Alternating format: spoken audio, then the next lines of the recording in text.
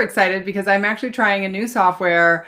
I am going live directly from Restream.io, skipping out on Ecamm Live in an effort to get a little bit of a smoother feed.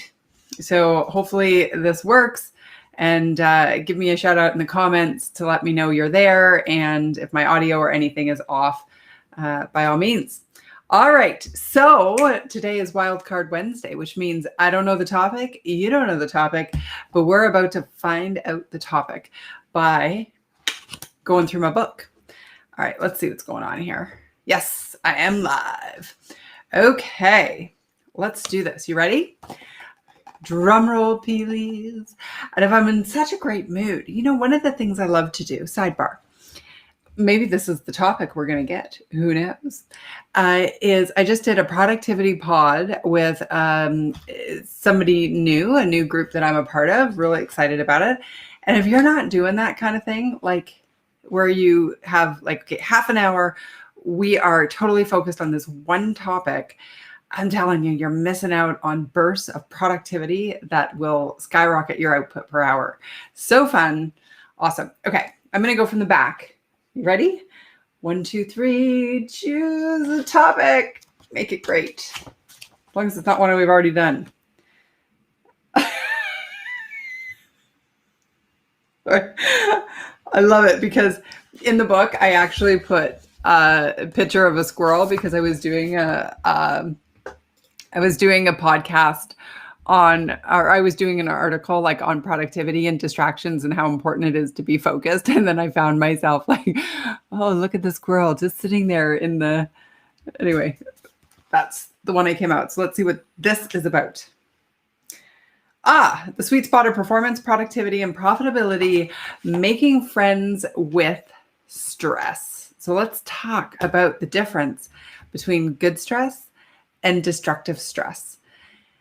So good stress is any stress, like, you know, people are like, oh, I don't want to be stressed out. I want you to use it to your advantage, make it awesome. Okay, great. So if I put here, Greg, joining you on YouTube with my updated profile pic. Awesome. Okay, good to have you here. Thank you for being here. And I just knew we're trying it, right? So I don't see that you're there. I'm happy you are, and I got your comment. So very cool. So stress initially was intended to keep us alive, right? Have us run out of danger. So, you know, the big bear comes running at us. We're in the garden enjoying our day.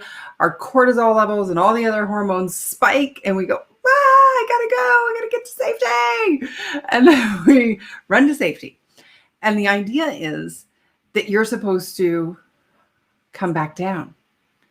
And the challenge is that we're not coming back down, right? We're just like hanging out at this hyper intense experience of life. And it's like, you know, we got so much to do. I'm busy. And like all of these different pieces of the puzzle that are contributing to the stress, as if predators are chasing us around. Repeat after me. Your to-do list is not a predator. If what you have to get done is causing you stress, we need to change that. Because otherwise, the stress you feel is never going to change.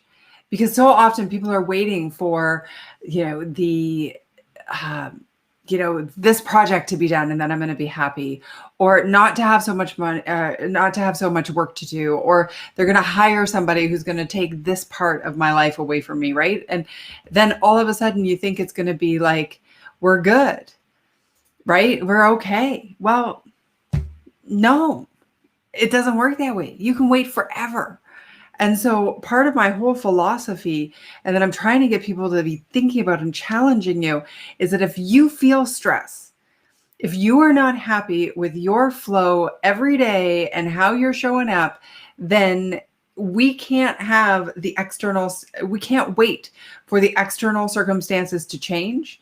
We need to figure out, how do we shift you so that you feel calm, cool, confident, just in flow, no matter what's happening.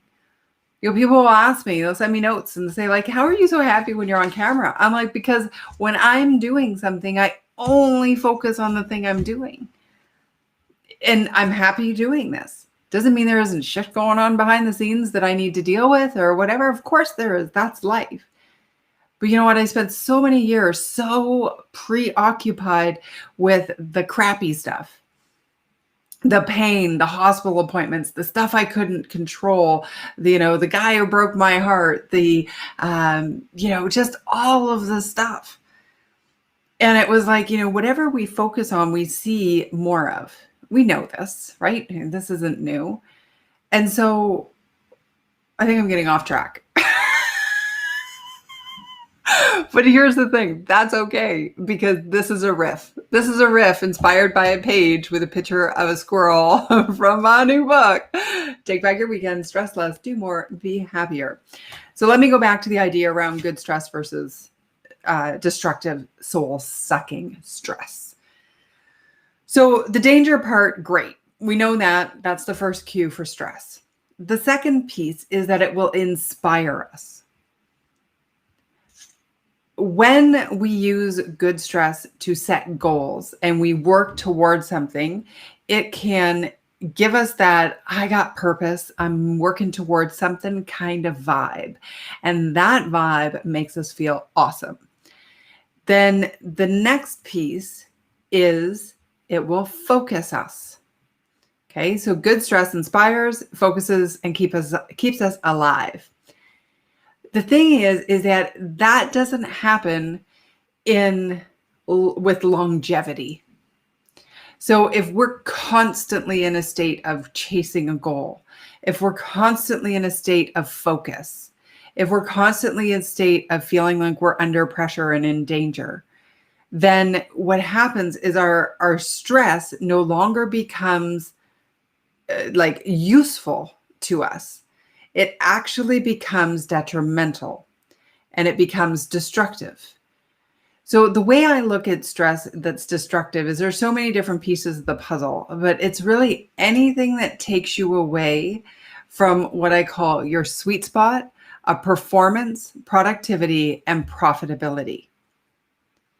And so that could be many things. That could be the worry and the judgment and all those other topics that I often cover and talk about. Because anything we give our capacity each day to is we want to be more thoughtful about it. We don't want to just go because we've had decades of doing something in the way that we want, right? Or the way we have, and then just like thinking, oh, that's how my life is going to be, which is great if you love it. But there are probably parts of your life that you want to change. And that's what I'm here to inspire you to do, I say. Okay, so back here, and the whole point of the squirrel. The point is this, is that an hour of highly productive, absolutely focused work with a goal, accountability, and a deadline will garner more productivity and output per hour than 8 hours of being distracted and just sort of going through the motions and not having any real thoughtful strategy and process to how we show up. Okay, I want to hear from you in the comments. Let me know what you're thinking about this. Do you use productivity pods? Do you have that focus? Do you know when you're in negative stress and when you're in good stress flow? Is that something that you've sort of considered? That's what I am curious about. All right. So, also curious how this stream is working straight out of restream.io instead of going through eCam Live. So in here, I mean, I'd like you to get the book and read the book, right? Hey, I got a picture from a friend of, oh, I haven't even responded to her yet. That's okay. Who the book finally came. I know a lot of you have been waiting forever, and thank you for ordering. And they're finally going to get here. It's just part of Amazon. It takes a while, especially in Canada. It seems to be the last stop on the print shop, it seems. So if you got the book, I want you to read it and then come here with some ideas and thoughts and questions. And I'd love to have you here. Amanda, awesome. Good to have you here. She says, like the idea of separating stress. Yes, good and bad. Because when we just think of it as bad, we can't actually eliminate stress from our lives. We just can't, because it's how we're brought. I want to change the things that are negatively causing you stress. The soul-sucking, destructive stuff that makes us feel like we're just blurring our way through our life and not feeling good. And you know what? We deserve to be good, to feel good. Yeah. Thanks, Amanda. All right, let's see what Tammy has to say. Stream is great. I mostly look at stress as stress, not separating it as good from bad. Okay, well, now you've got a new way to think about that, which is awesome. And I hope you think that's awesome, because if we just always say stress, it feels very disempowering. I think one of my very first lives that I did, which is a couple months ago now, we've been on a journey, haven't we? Yeah, I love it. Me talking to myself for, 20 minutes a day. Yay. But what I was going to say is I did calling everything stress as a cop-out, right? And it's also, we have such a stress acceptance culture. It's what we just bucket everything that feels like it's not going right as stress. All right, Lori's up. All right, suggestions for how to shift midday when you recognize you're all over the place and need to reset. Get that protective focus time going. Oh, okay. I love this. Let's dive into some ideas that I use for my clients, and I think can help you with this, because this is it. So what is so important and brilliant about your question is recognizing that how our day starts does not dictate how it needs to end. So if we're having one of those days where it just feels like nothing is ending, and I just I don't know, I'm not getting anything done, and I'm sort of swirling a little bit. Couple things I'm going to suggest you do.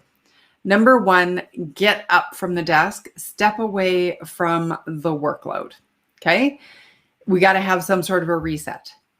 Next thing, come back to your desk when you're resetting. Maybe it's a song or just a dance move or 10 jumping jacks, or do plank, or just something for 2 minutes that can shift your energy, and decide that you're coming back to the office here in my little place or whatever, to figure out what you're going to get done.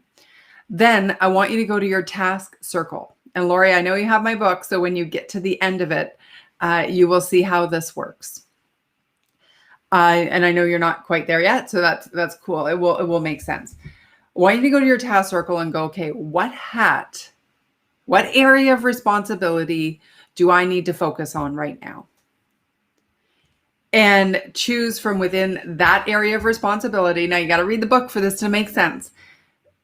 But you know what? I could just say, even if you didn't read the book, here's what I would do. I would look at all the things you need to get done, and I would decide what's the most critical, what's the most appointment.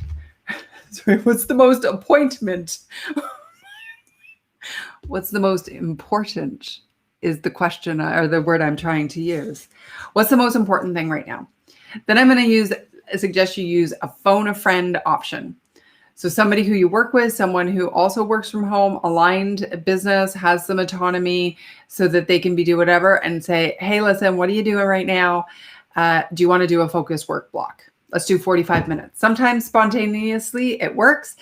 If they're not available, I have a few different friends who do this with me. If you don't have anybody else available, you don't want to spend a lot of time trying to find anybody, simply text a friend and say, listen, for the next 45 minutes, I'm turning everything off, and I am going to do this project. I'm going to set an alarm, and in 45 minutes, I'm going to text you and tell you that I did it. Now, it sounds like a lot of, like, for us as grown human beings, but I'll tell you, I've just decided to lean in to human nature. And we're really good when we have accountability, a deadline, and a goal. And so that's how you can swap out a day. So you got to recognize it to begin with. You got to shift your energy somehow, make a decision on what do you need to get done, and then build in some accountability and a timeline, whether it's 45 minutes, 60 minutes, half an hour, 20 minutes, whatever works for you, and say, I'm only going to do this. And then get rid of all other distractions, hone in, and just get started on doing that. Work on it till the alarm goes off. When the alarm goes off, you get up, dance again, do whatever, and then come back. Okay? So if you can notice at noon, oh my gosh, where'd the morning go? I'm going to ask you for the afternoon to get 2 minimum focus work blocks in the afternoon. So there you go. There's my off the cuff riff answer to suggestions for how to shift midday when you recognize you're all over the place and need to reset. Cool. It is awesome to look at it that way. Thank you. I don't even remember what it was for, and you're welcome. Thank you for saying that. It's, I do find this so powerful to get the things that matter the most done. And that's what I want for you. It's not even about getting things done, because at the end of the day, we're going to get the stuff done. What I want for you is to increase your output per hour so that when you're working, you are not stressed, you're just in flow, you're riding the waves of human nature, and you're getting the work done in a compressed amount of time. So that you can take the holiday, so that you can take the weekend and know that you did such an awesome job when you were rocking it, that you can guilt-free enjoy the time off. That's the answer to me. That's it for today, folks. Wildcard Topic Wednesday. And I know sometimes if you're showing up every day, I might end up saying the same things over and over again, but repetition is so important. And I believe in this stuff so much that it's, this is what I do when I go speak. I think when I go speak, my biggest thing right now is focusing on giving people the belief that how they operate, the stress they feel, it is absolutely possible to change it. It doesn't have to be the way it's always been. We can emotionally disconnect from the to-do list. We can put tools in place so that we can get what needs to get done. And like freedom, not from work. Like we got to do our work, right? But, freedom from the expectation that one day things are going to change. No. Today, things can change.